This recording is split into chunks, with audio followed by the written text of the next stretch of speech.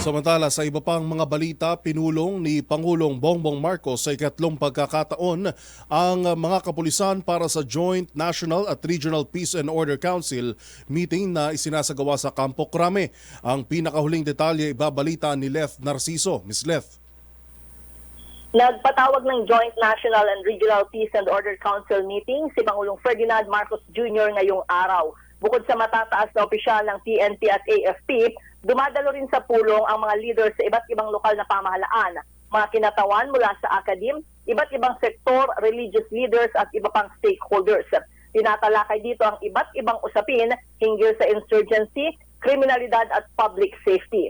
Kasunod nito ay magsasagawa ng command conference ng Pangulo kasama ang matataas na opisyal ng pambansang pulisya at ilang miyembro ng gabinete. Inaasahang ilalatag dito ang sitwasyon ng peace and order sa bansa at ang magiging tutok na ng operasyon ng pulisya at militar sa paglaban sa insurgency. Kasama na rin sa pag-uusapan ang security deployment para sa magkakasunod na pagdiriwang ng iba't ibang okasyon ngayong taon hanggang sa unang bahagi ng 2025.